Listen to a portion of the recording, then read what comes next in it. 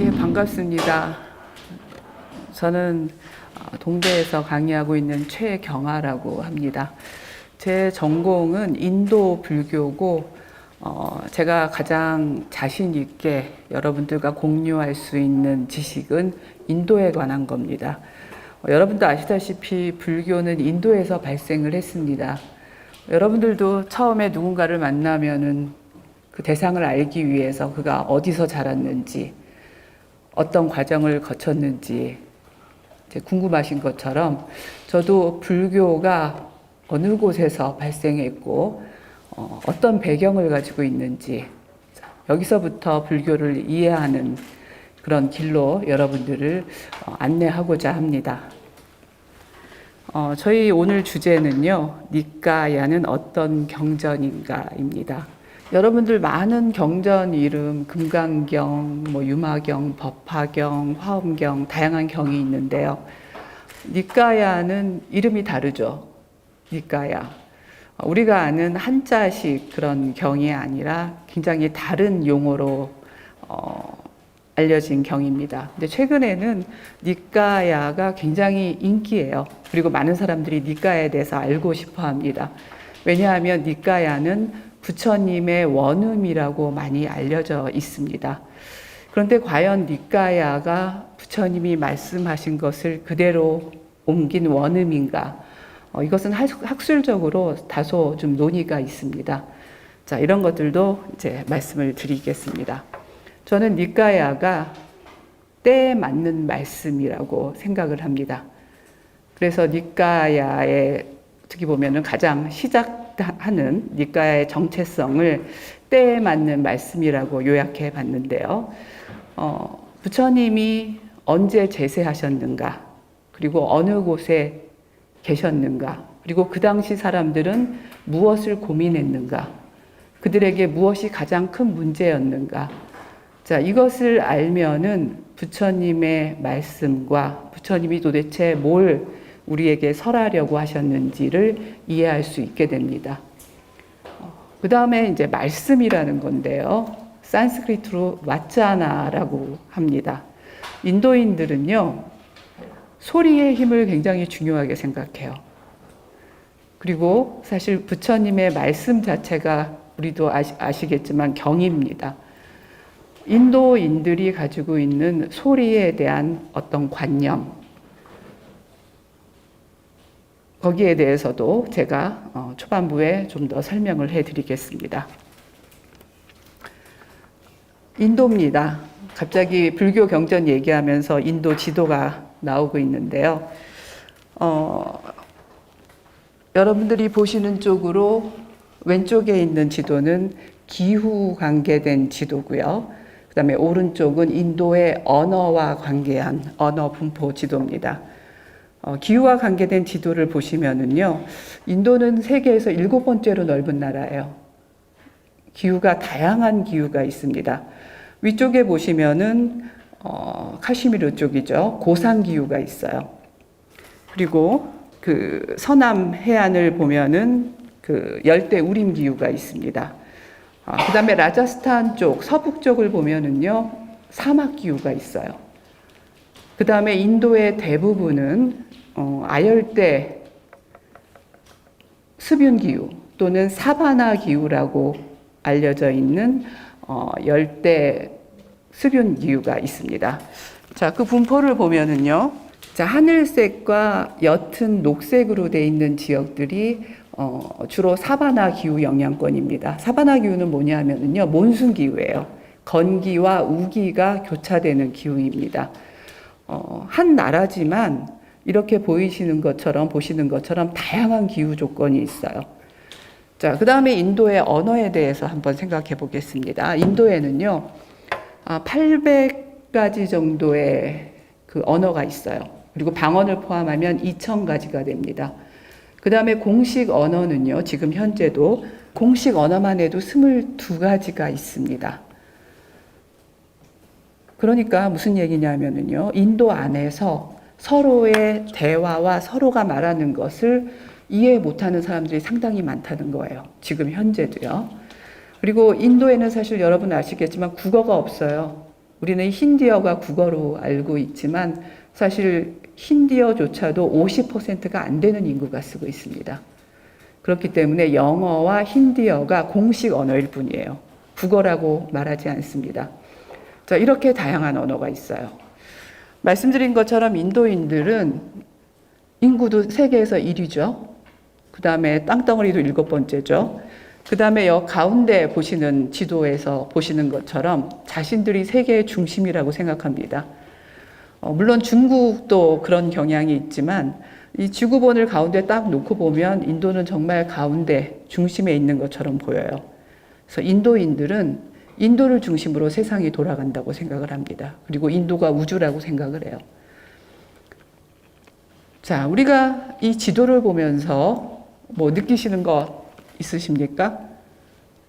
없으십니까?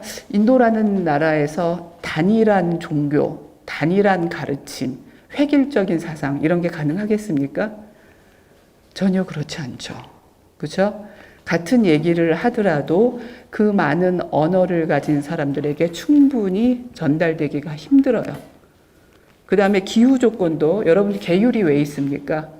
계율이라는 것은요. 같은 문화를 공유하는 같은 환경에 있는 사람들끼리 만들어질 수 있는 게 계율이에요. 그런데 보십시오. 고산기후 있죠. 사막기후 있죠. 수분기후 있죠. 사막에 사는 사람들한테 매일 아침에 목욕제기 해라. 자, 이러면 그게 계율이 지켜지겠습니까? 나중에 우리가 이제 초기 불교 보면은 비나야라는 율장이 있습니다. 획일적으로 율장이 지켜줄 수 있겠습니까? 아니겠죠. 그래서 우리가 니까야라든가 비나야, 경이라든가 율이 완전히 획일적으로 통일돼서 단일하게 전승되었다고 기대하는 것은 사실 환상입니다. 기원전 1500년경에 인도에 누군가가 진입을 합니다. 우리는 옛날에 인베이전이라고 배웠어요. 아리안 인베이전. 그들이 지금 우리가 알고 있는 힌두교의 기틀을 만든 유목민들입니다. 그들은 원래 유목민들이었어요. 그들은 자연의 위대한 힘을 경외하는 사람들이었습니다. 유목민이었기 때문에 자연의 위대한 힘에 나약한 존재일 수밖에 없었어요. 그들은 자연의 힘을 인격화한 다신교를 숭상했습니다. 그리고 그들은 특히 태양신을 숭배했었어요. 그래서 아리안족의 별명은 태양신 숭배자였습니다. 그들은 인도에 들어와서 베다라는 종교 문헌을 성립시켰습니다. 근데 베다는요, 그들의 신에 대한 찬가가 가득해요. 그 다음에 선민의식이 가득합니다. 그들은 이전에 살고 있는 사람들을 자신들보다 열등한 존재라고 생각했어요. 그리고 자신들은 훨씬 더 위대한 존재고 그들의 혈통과 그들의 종교 문화를 지켜야 된다고 생각을 했습니다. 여러분 아리안 많이 아시죠? 히틀러가 그토록 혈통을 지키려고 했던 아리안 순혈주의, 그렇죠? 마찬가지입니다. 이 아리안은 산스크리트어로 고급스러운 또는 문명화된 이런 의미를 가지고 있습니다. 성스러운. 여러분들이 잘 아시는 사성제가요. 산스크리트로 아리아 사띠아예요. 빨리어는 아리아 사자입니다. 아리아라는 것은 그런 의미를 가지고 있습니다. 성스럽다, 특별하다, 문명화됐다. 자, 그들은 여러 창가를 만들어서 사람들에게 유포를 했습니다. 그것이 리그베다예요. 리그베다는 자연의 위대한 신들에 대한 그런 찬가로 가득 차 있습니다. 그들이 굉장히 많은 중점을 둔 창가가 있는데요. 바로 뿌루샤 창가라는 게 있어요. 리그베다에. 뿌루샤 창가는 최초의 거인으로부터 이 모든 세상이 전개됐다라는 그런 내용을 가지고 있는데요. 뿌루샤는 영어의 퍼슨이라고 생각하시면 됩니다. 최초의 거인입니다. 자, 그런데 이 창가에서는요, 눈으로부터는 브라만이 나왔다. 팔로부터는 끄샤트리아가 나왔다. 넓적다리로부터는 바이샤가 나왔다. 발바닥에서 수드라가 나왔다. 자, 이게 뭔지 아십니까? 바로 사성 계급이에요. 인도인들의 카스트, 그죠? 사제 계급, 왕족 계급, 상인 계급, 평민 계급, 그 다음에 천민 계급이 바로 이 최초의 인간으로부터 나왔다고 얘기를 합니다. 자, 그런데 이 창가에서 재밌는 게 있는데요. 이런 카스트 말고도 우주 만물이 이 최초의 사람으로부터 나왔다고 그래요. 그런데 이런 말이 있어요.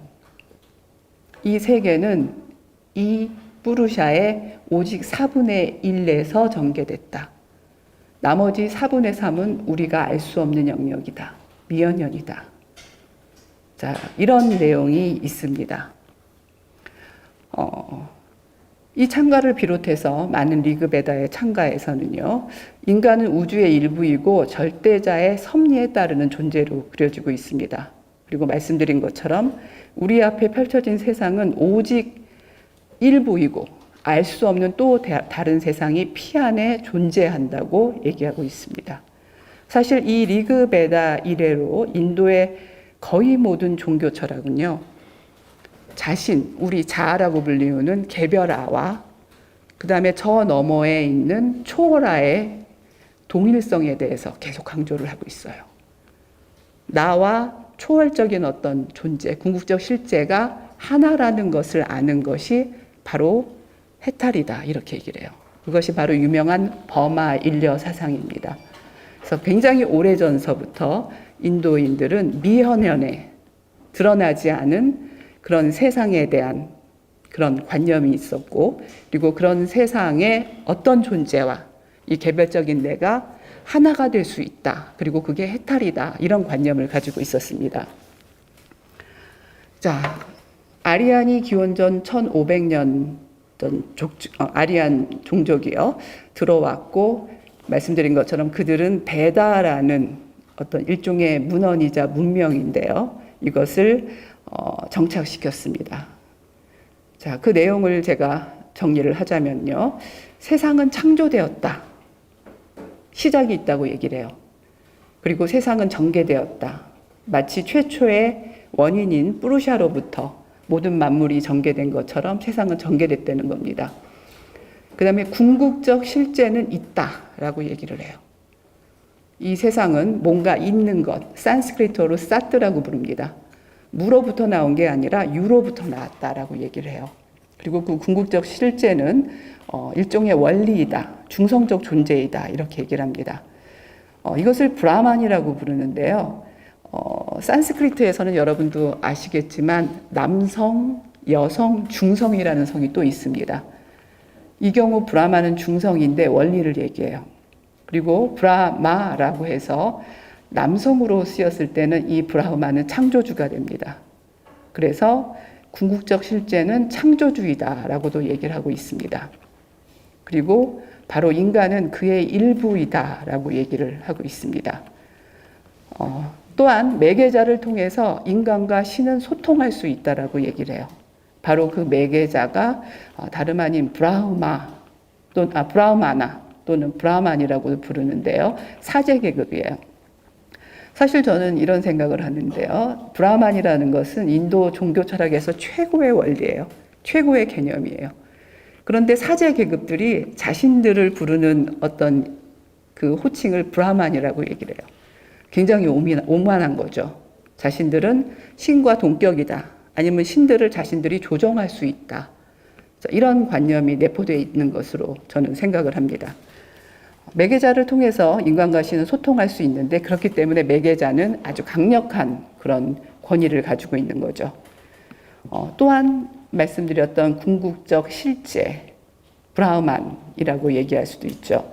궁극적 실제는 재미있는 게 신비한 소리이자 주문이다 라고 리그베다에 나와요.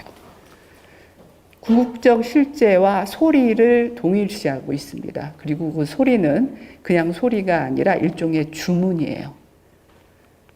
그리고 그 소리의 힘은 막강하다라고 얘기합니다. 결국 자격을 갖춘 자의 언어와 행위는 신을 조정할 수도 있다. 자, 이런 메시지를 가지고 있어요. 인간은 나약한 존재인데 브라만이라는 사제 계급은 어떤 특별한 지식을 가지고 특별한 행위를 가지고 신과 소통할 수 있고 또는 그들이 바라는 바를 신들에게 전달함으로써 신을 조정할 수 있다라는 그런 관념에까지 이르는 겁니다. 자, 베다 시대에는요, 우리가 잘 알고 계시죠? 까르마라는 용어가 베다 시대에도 있어요. 그런데 우리가 생각하는 업보의 까르마가 아닙니다.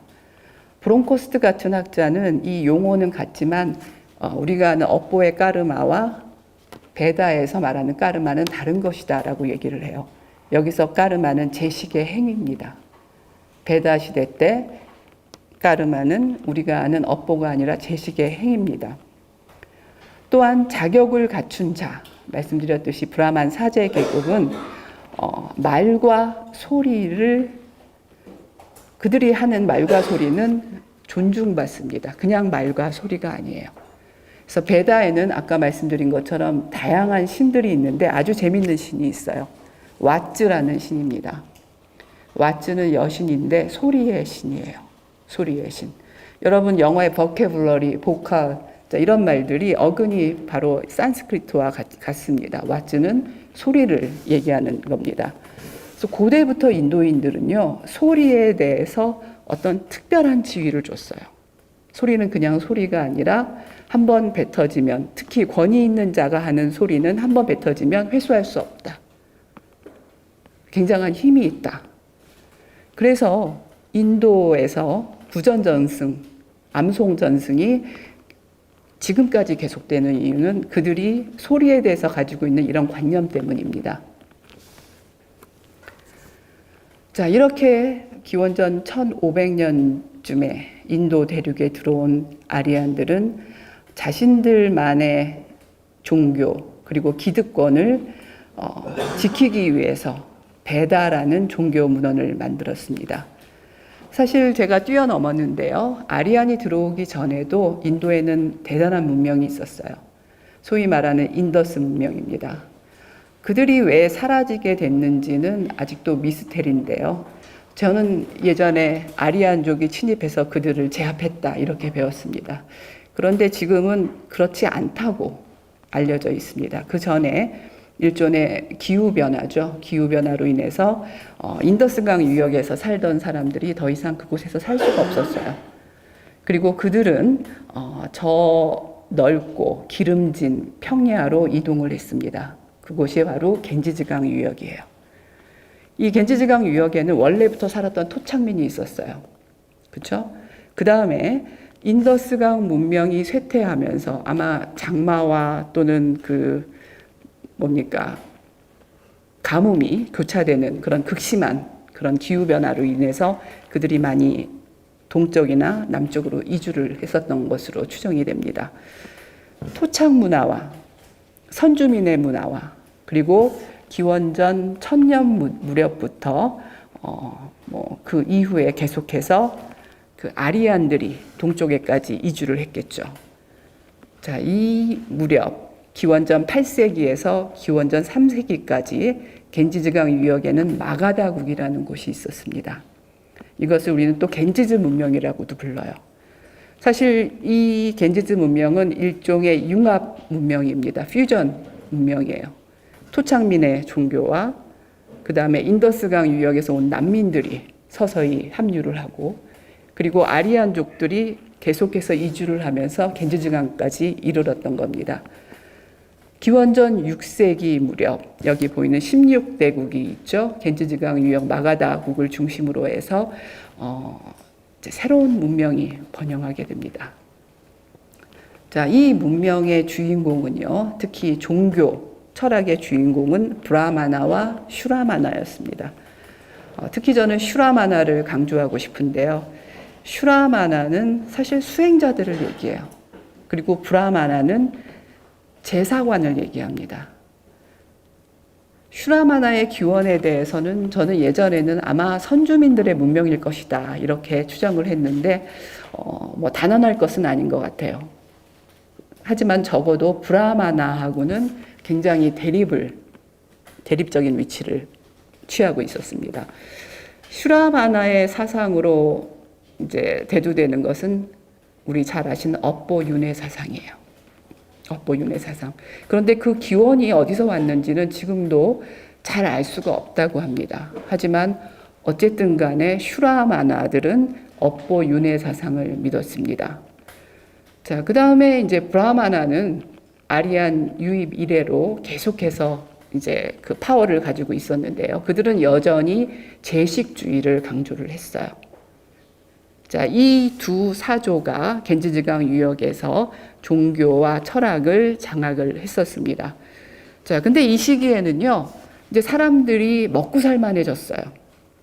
그전에는 농경 문화가 정착도 제대로 못했고 도시 문명도 정착을 못했는데 이 겐지즈강 유역에 도시들이 생겨나고 잉여 생산물이 비축이 되고 그 다음에 재산을 가진 사람들이 생겼습니다. 그들을 빨리어로 가압바띠라고 불러요. 장자 계급입니다. 자, 이들의 입장에서 봤을 때 브라만들이 예뻐 보였을까요? 그들은 열심히 일하지도 않고 의뢰를 하면서 그렇다고 고행도 하지 않아요. 그런데 부와 명예와 권력을 가졌습니다. 그런데 슈라마나는 수행자들이에요. 그리고 수행자라기보다는 고행자들이었습니다. 남들이 못하는 어려운 수행을 해요. 그리고 남들보다 훨씬 더 도덕적인 삶은 그렇고요. 뭐라 그러죠? 검소한 삶. 그렇죠? 이런 삶을 살고 있었습니다. 그래서 이 가압바띠는 브라마나보다는 슈라마나를 경제적으로나 또는 심정적으로나 다양한 측면에서 지원을 하기 시작합니다. 그리고 그 당시 왕들은요, 사실 왕들 또한 브라마나에게 좀 반감이 있었겠죠. 여러분도 아시다시피 그 사성계급을 보면은 브라만이 제일 위에 있어요.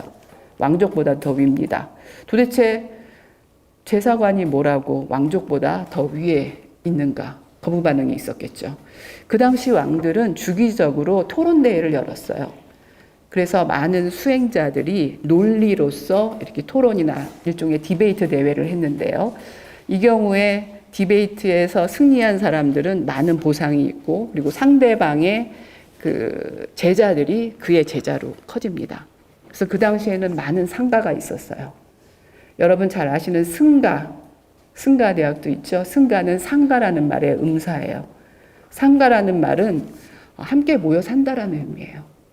그래서 많은 종교 수행자들 또는 이론가들이 335 모이면서 자신들의 상가를 결성을 했고 이 상가를 가진 사람들은 종종 왕이나 지역 유지가 주최하는 디베이트 대회에서 자신들의 세와 논리를 과시를 했고 그리고 이긴 자는 상대방의 제자들을 흡수하면서 큰 그런 영향력을 끼치게 됩니다. 바로 이 시기가 불교가 일어나고 전개됐던 시기예요. 그래서 불교 말고도 그 당시에는 다양한 종교 철학들이 있었습니다. 자, 이 사조들을 조금 몇 개 소개하자면은요.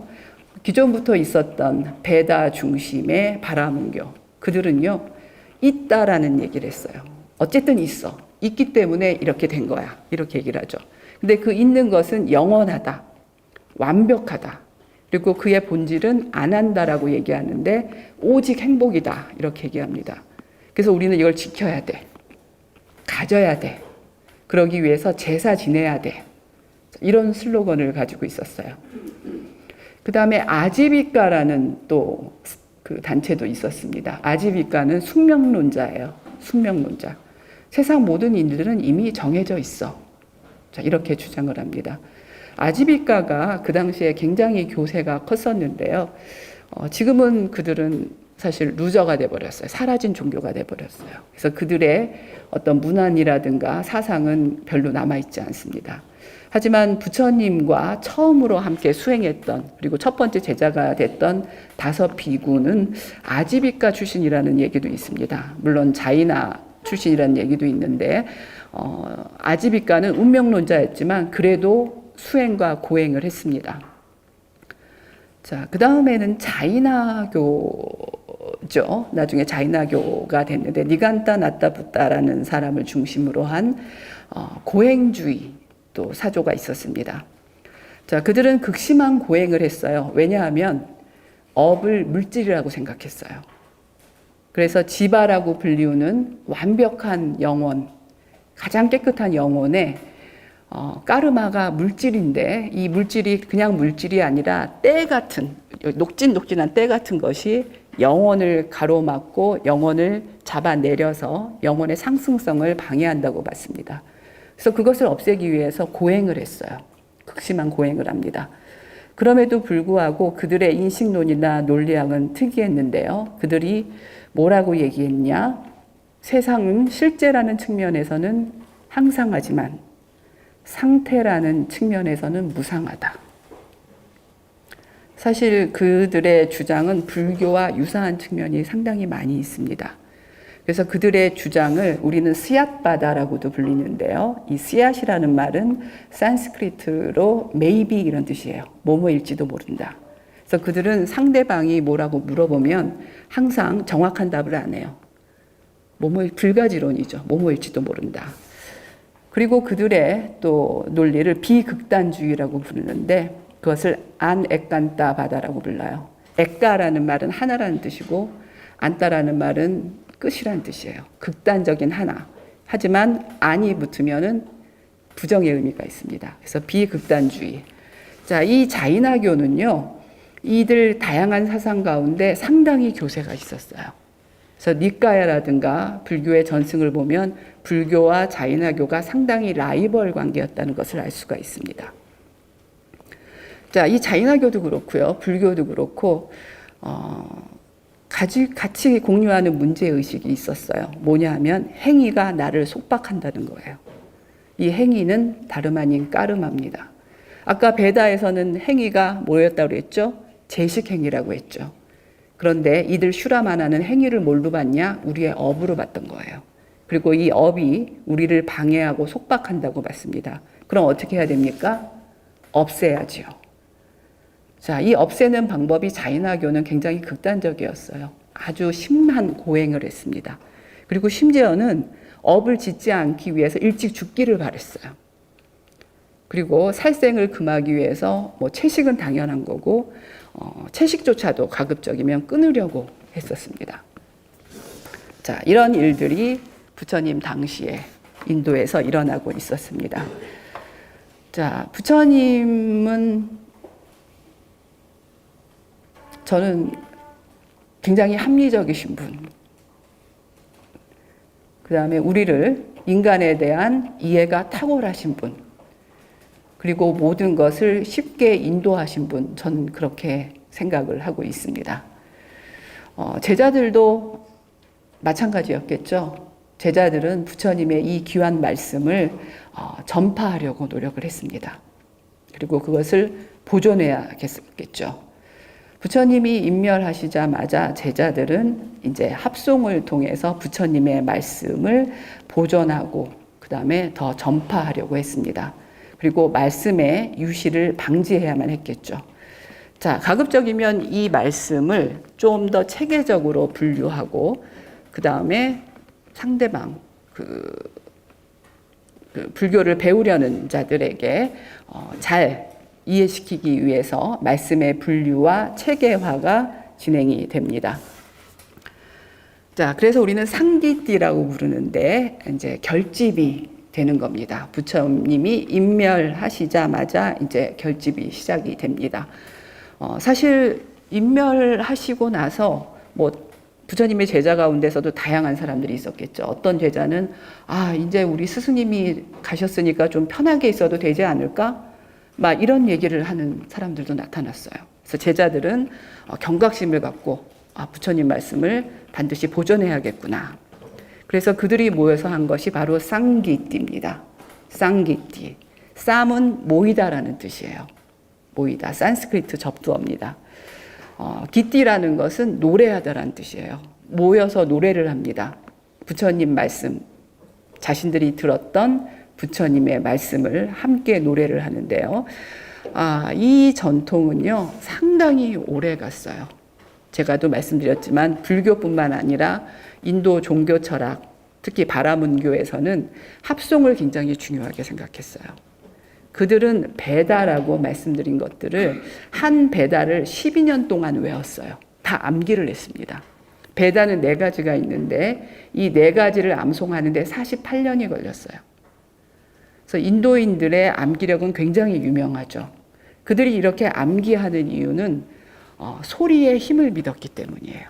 소리의 힘. 또 하나는 같이 노래함으로써 누군가가 갑자기 삑 하고 다른 말이 나오면 바로 발각이 되죠. 너 왜 넌 다르게 말하는 거지?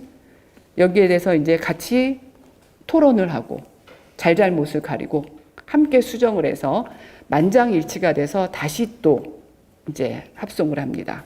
이런 식으로 해서 말씀을 그대로 보존할 수 있는 가장 탁월한 방법일 수도 있습니다.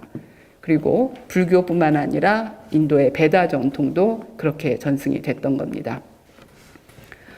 여러분 빨리어에 대해서 많이 들으셨죠? 빨리어, 니까야의 언어가 빨리어라고 하는데 이 빨리어는 성전어라는 뜻이에요. 그리고 이 빨리어라는 그 빨리라는 이름 자체도 17세기경에 만들어진 겁니다. 그 다음에 10세기 정도가 돼도 이것도 역시 이제 인도 학자 얘기인데요. 많은 브라만들이 자신들이 암기를 하는데 자기가 무슨 말을 하는지 모르고 암기를 했대요. 그냥 외웠던 거예요. 그 뜻이 뭔지도 모르면서. 사실 브라만 계통의 그 전승은 무슨 뜻인지도 모르면서 외워서 전승했던 경우가 많았다는 거예요. 이 뜻을 아는 사람들은 과거에도 굉장히 드물었고 지금도 몇 명 되지가 않아요. 지금 우리가 리그베다라고 문헌도 있지만 리그베다 문헌을 정확히 해독할 수 있는 사람들은 그렇게 많지 않다는 거예요. 과거에도 그랬고 현재도 그렇습니다. 자, 그런데 부처님 말씀은 그렇지 않아요. 이야기예요. 스토리예요. 그리고 합리적이에요. 지금 우리가 들어도 전혀 문제될 게 없어요. 왜냐하면 부처님은 그 당시 일반인들이 쓰던 언어로 법문을 하셨어요. 그 다음에 또 한 가지는 내가 지금 아마 부처님께서는 마가다어로 법문을 하셨을 거예요. 마가다어는 언어의 분류가 아니라 언어학적인 분류가 아니라 우리 한국어라고 얘기하는 것처럼 마가다 지역에서 썼던 언어입니다. 그 언어가 정확히 어떤 건지는 정확히 몰라요. 마가다어로 설법을 하시고 제자들에게 한 5명, 3, 4, 5 모여서 각자 다른 곳에 가서 이 법문을 전파하라고 말씀하셨어요. 그런데 언어에 집착하지 말고 너희 고향의 그 말로 법문을 해라. 이렇게 말씀을 하셨어요. 그렇기 때문에 우리는 지금 빨리어로 니까야를 전승받아서 마치 베다처럼 완벽한 것이라고 생각하지만 사실 그 당시에 많은 제자들은 각자의 언어로서 전달을 했습니다. 제가 아까 여러분들에게 그 언어 지도를 보여줬던 이유가 바로 그것입니다. 사실 제가 인도에서 오래 생활을 했는데요. 언어가 상당히 틀려요. 특히 북인도어, 남인도어는 완전히 언어 체계가 틀리고 문자도 다릅니다. 부처님 말씀이 이렇게 여러 제자들을 통해서 다양한 언어와 다양한 생태 환경을 가진 곳으로 전파됐어요. 물론 제자들은 유시를 막고 최대한 보존하려고 많은 방법을 고안했을 겁니다. 하지만 그것이 통합적으로 오로지 부처님의 말씀만 제대로 전승됐다라고 우리가 기대하는 것은 사실 좀 어렵죠. 그렇죠? 그리고 합송을 통해서 가장 먼저 만들어진 것은 수트라, 산스크리트는 수타라고 합니다. 경입니다. 그래서 가장 처음으로 만들어진 것이 경이라고 할 수 있죠. 그 다음엔 비나야인데요. 비나야는 말씀드린 것처럼 율장을 얘기해요. 율. 그런데 여러분 생각해 보십시오. 부처님께서는 계속 설법을 했어요. 그리고 이 수타는 부처님이 인멸하신 이후에 부처님 제자 가운데서 총명한 사람들이 모여서 합송을 했습니다. 비나야는 뭐냐 하면은요. 무슨 기독교의 10계처럼 그냥 처음부터 딱 내려진 그런 계율이 아니라 상가에서 비구들이 생활을 하면서 일어난 다양한 분쟁과 사건을 그때 그 정리하고, 그렇죠? 부처님께서 단도리 해주면서 만들어진 게 비나야예요. 그래서 비나야에는 그 당시에 부처님 당시에 있었던 얘기들이 아주 상세하게 나와요. 그리고 그 당시에 관습도 나오고 그 당시에 통념도 나오고 그 다음에 사실 비나야는 부처님이 제세하시는 동안에 벌써 만들어지기 시작했어요. 그래서 불교의 굉장히 중요한 가르침과 사건은 오히려 비나야에서 더 생생하게 볼 수가 있습니다. 자, 그 다음에 마지막으로 아비다르마가 있는데요. 이것을 우리는 논이라고 불러요. 이 논은 아까도 말씀드렸듯이 단일한 통합된 상가는 사실 환상이에요. 그리고 부처님께서는 다양한 언어로 불법을 설파하셨습니다. 자, 카슈미르 같은 고산지대로 간 사람들도 있고 라자스탄 쪽에 사막기후로 간 사람들도 있어요. 그리고 데칸고원 같은 고원지대로 간 사람들도 있어요. 그 사람들이 자신들이 알고 있던 비나야를 그대로 적용시킬 수 있었겠습니까? 아니죠. 그 토양에 맞고, 그렇죠? 그 언어에 맞는 것을 전파할 수밖에 없었어요. 또한 아비다르마는 뭐냐면 부처님 말씀에 대한 해석이에요. 그래서 부처님의 말씀을 이렇게 다른 언어와 다른 토양에 있던 사람, 그리고 다른 관습을 가진 사람들은 당연히 자연스럽게 해석을 가할 수밖에 없어요.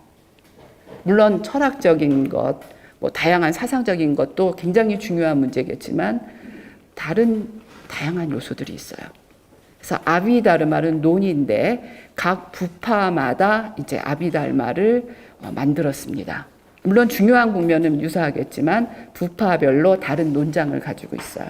마찬가지로 비나야도 부파별로 다르게 가지고 있어요.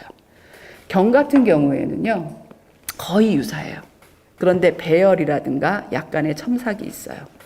우리가 부파불교라고 부르는 부파는 이런 과정에서 만들어진 자연스러운 현상이에요. 그리고 우리가 니까야라고 부르는 이 니까야라는 말이요, 뭐냐 하면 사실 모임, 그룹 이런 뜻이에요. 그리고 인도에서는 니까야를 부파로 이해를 했어요.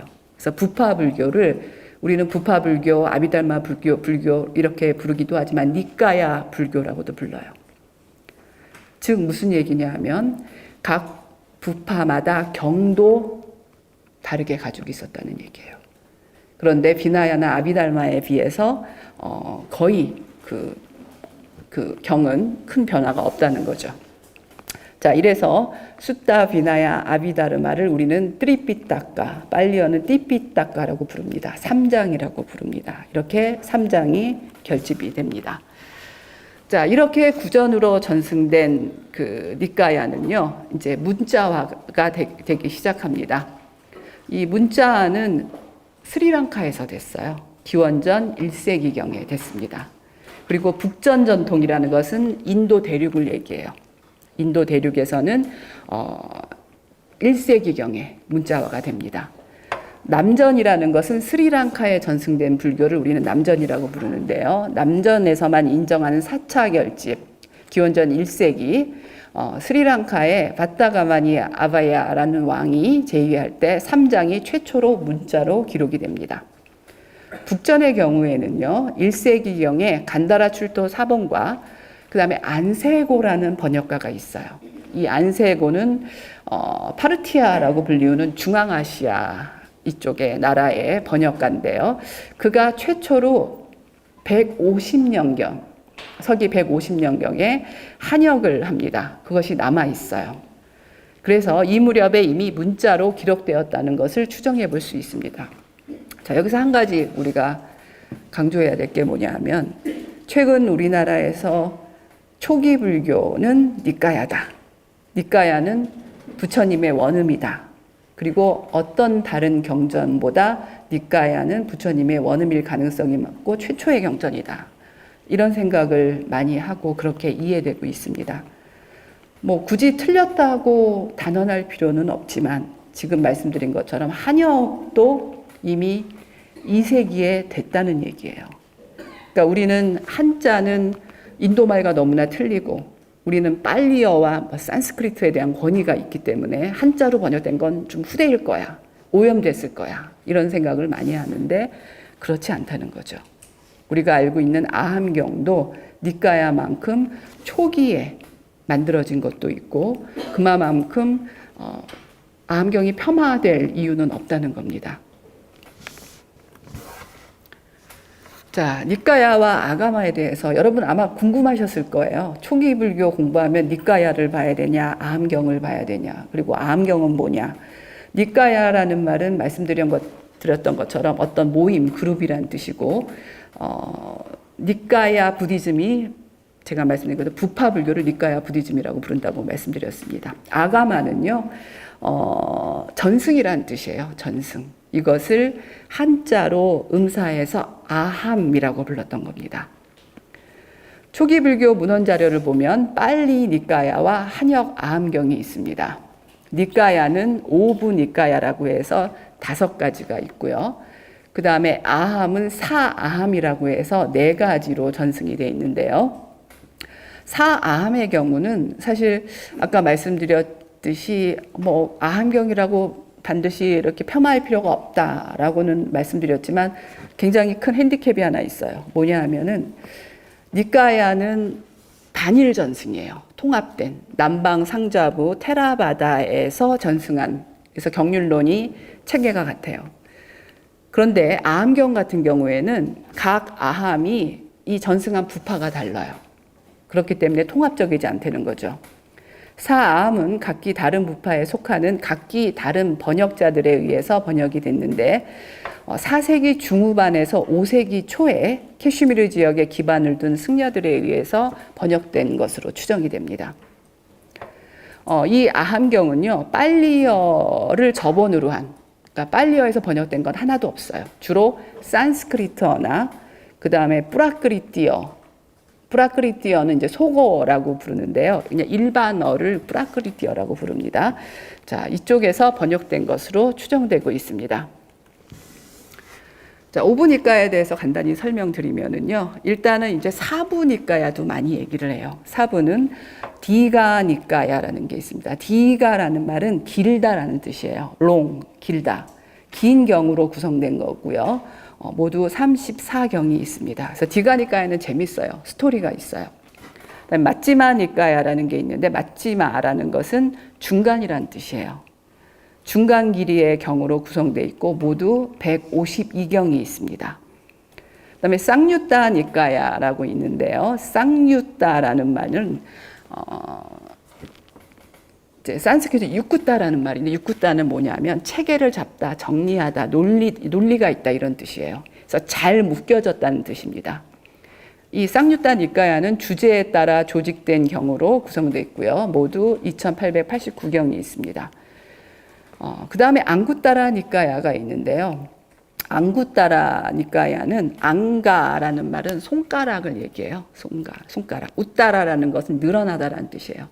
뭐냐면 하나, 둘, 셋, 넷, 다섯 숫자가 늘어나는 것처럼 논의를 하나, 둘, 셋, 넷 그 숫자로 이렇게 정리를 해서 잘 체계화한 경이라고 볼 수 있습니다.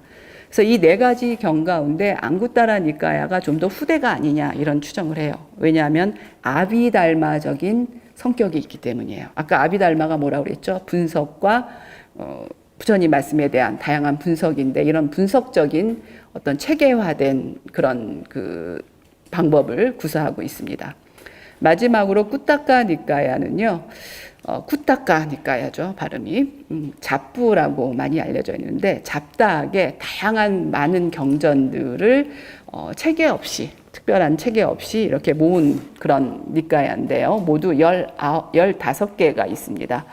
그런데 꾸타카 니까야가 중요한 이유는 굉장히 고층으로 알려진 경들이 여기에 있어요. 예를 들어서 수타니빠따라든가 담마빠다 또는 테리갔다 이런 것들은 개송으로 이루어진 경전인데 상당한 고층이에요. 그래서 불교의 초기의 어떤 사상과 관념과 생활이 기록되어 있습니다. 사아함을 보면은요, 이제 산스크리트로 디르가 아가마라는 것은 말씀드린 것처럼 법장부 소속이에요. 그러니까 법장부 소속이고 북서부 지방의 속어로 된 저번에서 번역된 것으로 추정이 됩니다. 그다음에 중아함은요, 마디아 아가마인데요. 그다음에 쌍유크타 아가마, 자바함 이 2가지는 설일체 유부 소속으로 산스크리트어를 번역한 거예요. 그 당시 북인도 쪽은요, 설일체 유부가 굉장히 큰 힘을 가지고 있었어요. 그래서 우리가 알고 있는 아함경 번역을 잘 보면은 이건 약간 설일체 유부적인 용어가 나타난다. 그런 성격이 있다. 이런 게 학자들은 금세 감이 옵니다. 이런 이유가 바로 설일체 유부 소속의 그 전승을 번역했기 때문입니다. 그다음에 에꽃다라 아가마는 증일 아함, 그렇죠? 그러니까 조금씩 늘어난다, 숫자가 늘어난다 이런 뜻이겠죠. 자, 이 증일 아함은 대중부 소속의 그 경전을 저본으로 번역한 것으로 추정이 됩니다. 뭐 이런 그 견해에 대해서 학자마다 조금씩 차이가 있습니다. 그래서 지금도 아직도 좀 뭐 다양한 그런 추정이 있습니다. 자, 그렇다면 최고층의 니까야에 대해서 설명을 드리자면은요, 남방 상좌부를 우리는 테라바딘이라고 불러요. 테라라는 말은 장로라는 뜻이에요. 이 장로는 원래 불교어인데 기독교에서 장로를 이렇게 채용해 갔죠. 장로라는 뜻인데, 그러니까 뭐냐면 굉장히 보수적인 그런 그 부파라고 얘기할 수 있습니다. 남방 상좌부의 빨리 니까야가 현존하는 가장 오래되고 완전한 3장으로 간주되고 있다. 왜냐하면 한 부파에서 통일적으로 결집을 했기 때문이죠. 이들 경전 가운데 주로 개송으로 이루어진 경전이 고층에 속한다고 추정이 되는데 수타니빠따, 담마빠다, 테라가타, 테리가타 등이 이에 속합니다. 그렇다면은 어떻게 이것이 고층이라고 판단을 하냐? 그 이유가 유행을 강조하고 있어요. 유행이 뭡니까? 유행 트렌드가 아니라 계속 방랑 생활을 하는, 그렇죠? 초기 슈라마나들의 생활 방식이에요. 계속해서 방랑 생활을 하는 이 유행이 굉장히 강조돼 있어요. 그 다음에 체계적 법수의 부재. 그 다른 아비달마나 좀 더 그 신층 그 니까야에 속하는 그런 가르침에 비해서 체계화되거나 정형화된 그런 모습들이, 그런 교리들이 나타나지 않아요. 그 다음에 정형화된 상가 생활의 모습도 나타나지 않아요. 그리고 고층적인 언어와 문체를 사용하고 있습니다. 수타니빠따에는 이런 개송이 있습니다. 슈라마나에는 4종류가 있다. 길을 아는 자, 길을 가리키는 자, 길 위에 사는 자, 길을 더럽히는 자. 그래서 초기 불교에서는요, 승려들이 한 곳에 정주하는 것보다 계속 길 위를 이렇게 유행하고 방랑하는 것을 중요하게 생각을 했습니다. 출가에 대한 것도 있습니다. 역시 수타니빠따에 나오는데요. 코뿔소 웹불의 경입니다. 우리는 많이 들어봤죠. 무소의 뿔처럼 혼자서 가라. 근데 무소는 뿔이 2개잖아요. 그런데 그냥 우리는 뭐 멋있으니까 무소의 뿔처럼 혼자서 가라. 뭐 많이 얘기를 하는데 사실은 코뿔소를 얘기합니다. 인도에는 코뿔소가 있죠. 코뿔소 웹불의 경에 나오는 얘기인데요. 자식과 아내, 아버지와 어머니, 재산과 곡식도, 친지들도 모든 욕망에 관계된 것들을 버리고 코뿔소의 뿔처럼 혼자서 가라. 이것도 수타니빠따에 나오는 개송입니다. 제가 이 개송을 굉장히 또 중요하다고 생각하고 의미가 있다고 보는 게 초기 불교의 가르침, 그 다음에 생활, 어떤 그들의 이상적인 그런 그 이념, 이런 것들이 반영이 됐는데요. 인도 사람들은 이런 얘기를 해요. 불교가 인도에서 사라진 이유. 뭐 다양한 추정이 있습니다. 인도의 일반 사람들은 그 얘기를 해요. 출가주의 때문에 그랬다. 왜냐하면 인도의 브라만들은 결혼을 해요. 그리고 그들의 가장 큰 임무가 아들을 낳아서 세습을 하는 거예요. 자신들의 지식과 자신들의 지위를 계속해서 있게 하는 겁니다. 그런데 이 슈라마나들, 특히 불교는요, 그 가족도 자식도 집착의 대상이에요. 그래서 이 모든 것을 끊으라고 얘기를 합니다. 근데 인도적 사유에서는요, 재산은 너무 중요해요. 제가 계속 강조하지만 베다를 비롯해서 아리안이 가져온 인도의 어떻게 보면 힌두교의 기본 틀을 형성한 이들의 사고는 제사가 너무 중요해요. 근데 제사를 지내려면 자식이 아들이 있어야 돼요. 아들이 제사를 지내줘야지 천국에 갈 수 있어요. 자, 그런데 불교에서는 그걸 다 끊어버린 거예요. 그렇기 때문에 이제 인도 보통 사람들은 그래서 우리는 불교를 도저히 수용할 수가 없어. 이런 얘기를 합니다. 저희 입장에서는 좀 약간 이상하기도 하지만 인도에서 생활해 보면 아, 그래서 그랬구나라는 이해가 가기도 합니다. 자, 그 다음에 또 재밌는 게요. 주석서의 권위입니다. 아따까따라고 불리는데요. 지금도 남방상자부 쪽에 가보면은 주석서를 굉장히 중요하게 생각해요.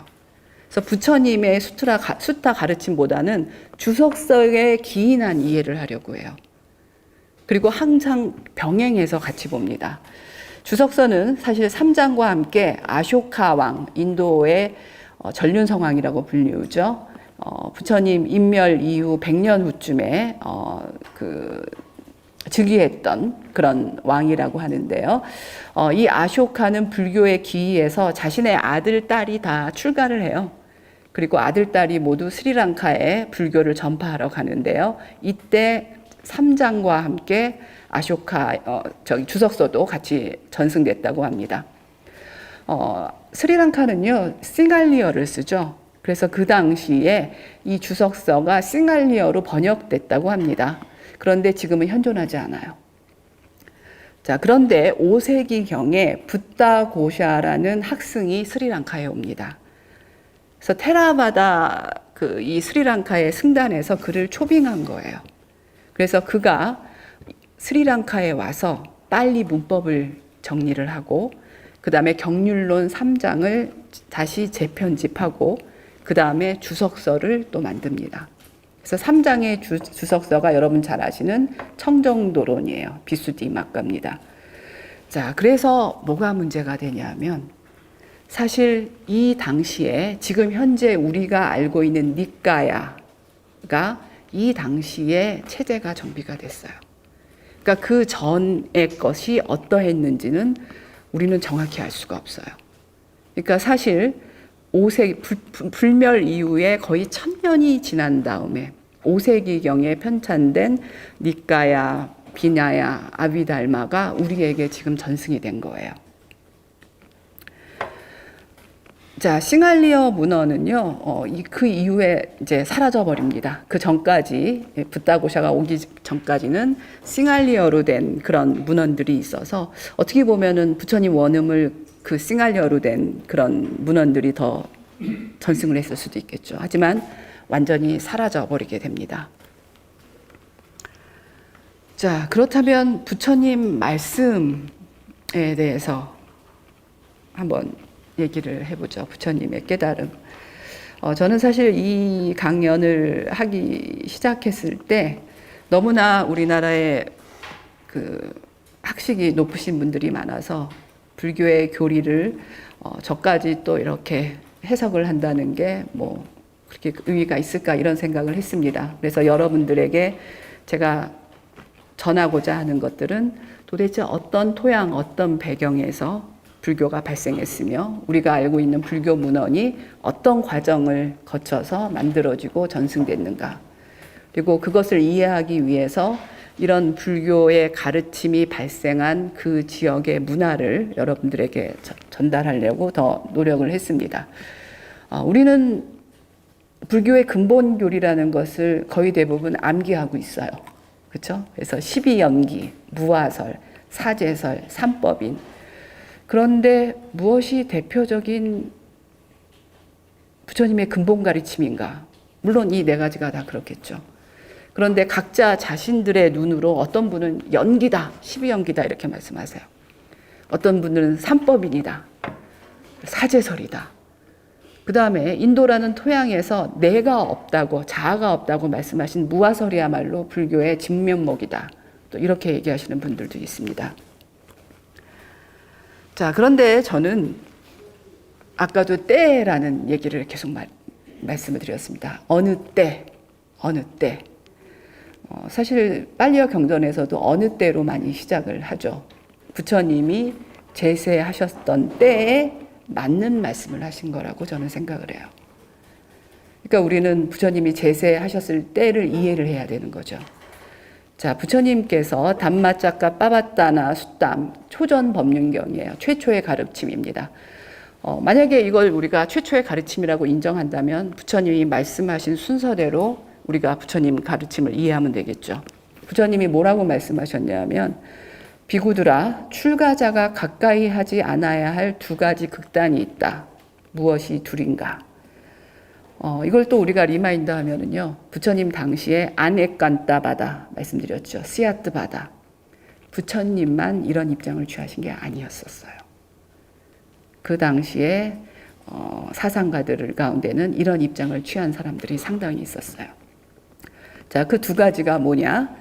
저열하고 촌스럽고 범석하고 성스럽지 못하고 이익을 주지 못하는 감각적 욕망들에 대한 쾌락의 탐닉에 몰두하는 것. 그렇죠? 우리의 범속하지 평범한 사람들이 빠져 있는 거라고도 얘기할 수 있겠죠. 하지만 다르게 말하면은요, 그 당시 브라마나라고 하는 종교는요, 현세 중심이었어요. 그리고 자신의 이익 중심이었어요. 그래서 자신의 이익을 위해서 희생제까지 올렸어요. 다른 사람의 다른 생명을 앗아가면서까지 자신의 이익을 관철하려고 했던 그런 종교 행태가 있었습니다. 또 한 가지는 괴롭고 성스럽지 못하고 이익을 주지 못하는 자기 학대에 몰두하는 것이다. 이건 뭐겠습니까? 자인화교와 같은 고행주의자를 얘기해요. 부처님께서 이 두 극단이라고 말씀하신 것은 다른 게 아니라 그 당시 종교 사상계의 풍조였었어요. 이런 극단을 걸으면 안 된다. 비구들아 이러한 두 가지 극단을 의지하지 않고 열에는 중도를 완전히 깨달았나니 이 중도는 눈을 만들고 알물 만들고 고요함과 신통과 정각과 열반으로 인도한다. 비구들아 그러면 어떤 것이 눈을 만들고 알물 만들고 고요함과 신통과 정각과 열반으로 인도하는가? 인도하는 중도인가? 그것은 바로 팔정도이다. 부처님 이전에 인도 종교 사상가에서 이렇게 심플하게 답변을 주는 일은 없어요. 팔정도 우리 많이 외우죠. 그렇죠?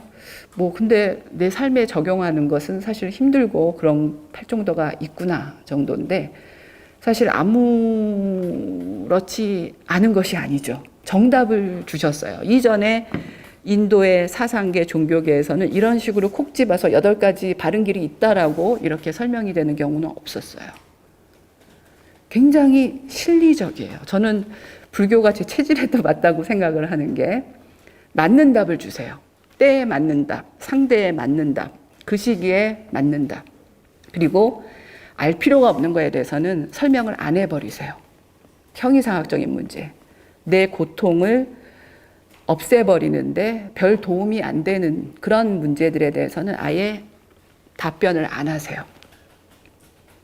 또 그게 기존 바라문교와 불교의 차이예요. 불교는요, 무기 여러분 아시죠? 무기. 형이상학적인 문제에 답변을 안 하신 것. 그건 영어로 unexplained라고 번역이 돼요. 뭐냐 하면 말씀하지 않으신 거예요. 그런데 브라마나 계통에서는 다르게 얘기해요. 똑같이 말하지 않는데 불가설이라고 얘기해요. 제가 처음 시작할 때 말씀드렸었죠. 뭐냐? 최초의 인간이 세상을 전개시켰는데 4분의 1은 만물을 전개시켰고 나머지 4분의 3은 우리가 알 수 없는 영역에 있어요. 그걸 남겨놔요. 그리고 그것은 불가설이다. 알 수 없다. 말할 수 없다. 그럼 어떻게 해야 됩니까? 계속 연연해야 돼요. 그리고 내가 사는 세상이 아닌 다른 세상을 계속해서 허공을 보고 있어야 돼요. 절대자에게 뭔가 계속해서 기원을 해야 돼요. 부처님은 그런 여지를 만들어주지 않으셨어요. 당장 네 문제를 해결하라. 네 발등에 불을 꺼라. 그게 뭐냐? 바로 탐진치, 가래. 상하다. 그리고 바로 이 이후에 팔정도 다음에 이제 사성제를 설명을 하세요. 자, 부처님께서 첫 가르침에서 왜 중도를 가장 먼저 설하셨을까? 아까 말씀드린 것처럼 그 당시 그때에 맞는 말씀을 하신 거예요. 그렇죠? 여러분들이 나중에 그 초전법륜경을 잘 읽어보시면 그런 느낌이 있을 겁니다. 결국 내 발등에 붙은 불을 먼저 끄자. 자, 이런 말씀을 하신 거고요. 이 팔정도는 넘어가겠습니다. 여러분들 다 알고 계시니까. 그 다음에 이제 사제를 말씀하시는데요. 이 초전법륜경에 보면은 이 사제를 굉장히 장황하게 말씀하세요. 삼전 12행이라고 있는데 그것도 좀 교리적인 말이니까 아마 여러분들 알고 계시거나 이제 공부하시면 됩니다. 4가지 성스러운 진리를 말씀하시는데요. 두카를 먼저 말씀하시는데 사실 두카를 저는 이상하게 번역을 했네요. 바라는 바대로 되지 않는다. 굉장히 중요한 점이에요. 저에게 있어서는. 두카를 괴로움, 고 이렇게 심플하게 번역하면요. 많은 걸 우리가 놓쳐요. 두카는 괴로움, 고라고 말할 수 있는 게 아니에요. 그 이상이에요. 두카라는 말은요. 여러분 두라는 접두어가 붙으면 영어랑 비슷해요. 덜하다, 둔하다 이런 뜻이에요. 카라는 것은 일종의 바퀴랑 관련이 있는데 동그란 원의 바퀴랑 관련이 있는데 어원적으로 봤을 때 두카라는 말은 원활하게 굴러가지 않는다는 얘기예요. 잘 굴러가지 않는다. 그러니까 내가 바라는 대로 되지 않는다는 뜻이에요. 그 다음에 두카 사무다야는 한자로 집, 쌓일 집으로 번역을 했는데 왜 번역한 의도가 분명히 있겠죠? 집이라 쌓일 집이라고 번역을 했는데 근데 두카 사무다야라는 말은 그냥 용어, 원어 그대로 번역하면 괴로움의 일어남이에요. 괴로움의 일어남, 괴로움의 시작, 괴로움의 원인 이렇게 얘기할 수 있겠죠. 그 다음에 두카 니로드하는 괴로움의 소명, 니로드하는 소멸시키다라는 뜻입니다. 그리고 두카 니로드하 가미니 빠띠빠다 괴로움을 없애는 방법을 얘기합니다. 그것을 팔정도라고 얘기하죠. 자, 두카에 대해서 저는 계속해서 사실 다르게 번역하려고 노력을 해요.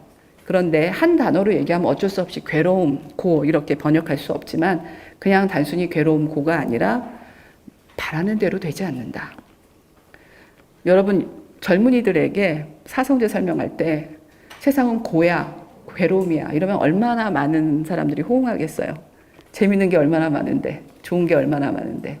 근데 그들에게 네 맘대로 되니? 잘 되니? 안 되지? 이렇게 얘기하면 아마 그렇다고 얘기할 겁니다. 그래서 때에 맞는 그런 이해와 가르침이 필요한 거죠. 자, 그렇다면 부처님의 신에 대한 입장은 어떤가요? 사실 불교를 무신론이라고 얘기하는 경우도 있어요. 부처님은 신을 인정하지 않았다. 그렇습니까? 부처님은 신을 인정하지 않으셨을까요? 부처님은 별 관심이 없으셨어요. 그런데 창조주에 대해서는 명백한 반대의 입장을 보이셨습니다. 창조주 브라흐마에 대해서는요. 그리고 너무 재밌는 게 창조주는 하나여야 되잖아요. 브라흐마. 근데 니카에 보면은 브라흐마가 다양한 이름으로 불려요. 여러 명이에요. 그리고 그들은 부처님의 시중, 시봉으로 나타나요. 여러분 부처님이 깨달음을 얻으신 후에 설법을 할까 안 할까 망설이는 그런 대목이 율장 대품에 나타나요. 그때 브라흐마 사함파티가 나타나서 부처님께 권청을 해요. 깨달음을 베푸시라고. 사실 브라흐마는 상대 종교의 최고신이에요. 그런데 부처님께 오히려 권청을 해요. 굉장히 특이하죠? 그리고 3번 권청한 후에야 부처님께서 받아들이고 그 다음에 설법을 하세요. 브라흐마 사함파티 말고도 박하, 다양한 이름의 브라흐마가 불전에 등장합니다. 그러니까 좀 이상한 거죠. 그러니까 그냥 격화시켜버린 거예요. 그리고 불교의 입장에서 이런 다양한 그 힌두 신들은요, 윤회하는 존재예요. 그렇기 때문에 그냥 일반 존재랑 다를 바가 없어요. 윤회를 벗어나지 못했기 때문에. 자, 니까야에서 부처님의 신들의 입장이 굉장히 심플한데요. 뭐 믿고 싶으면 믿고 믿기 싫으면 믿지 않으면 돼요. 왜냐하면 신들은 인간과 별반 차이가 없기 때문이죠. 근데 최고신 브라흐마에 대한 부처님의 입장은 양면적이었던 것을 확인할 수 있는데요. 말씀드린 것처럼 창조주일 경우에는 단호하게 거부되었고 관습적인 신으로서는 존중하는 입장을 취하고 있습니다. 여러분, 제가 초전법륜경에 대해서 계속 말씀을 드렸습니다. 초전법륜경에 나타나는 것은 중도, 팔정도, 사제예요. 순서대로. 그렇죠? 거기에 연기에 대한 얘기 없어요. 특히 12연기에 대한 얘기는 없어요. 그런데 또 재밌는 게 율장 대품에 보면 부처님께서 깨달음을 얻은 후 12연기를 순관과 역관으로 관하시면서 삼매에 빠졌다라는 내용이 있어요. 그 다음에 무화설에 대한 내용이 없어요. 니까야에 나오는 초전법륜경 보면은 무화설은 다른 국면에서 나타나요. 그런데 비나야 율장에서 마하바가에 보면은요, 부처님께서 중도, 팔정도, 사제를 설하신 이후에 무화에 대해서 설하시는 내용이 나와요. 무화는 그냥 나오는 게 아니라 소위 말하는 삼법인하고 같이 나와요. 그런데 이전에 중도, 팔정도, 사제를 듣고 나서 부처님의 최초의 제자인 다섯 비구가요, 법안이 열려요. 담마짝구라고 법안이 열립니다. 자, 그런데 나중에 부처님의 아트만에 대한, 무아에 대한 가르침을 받고 나서 아라한이 돼버려요. 다섯 제자들이.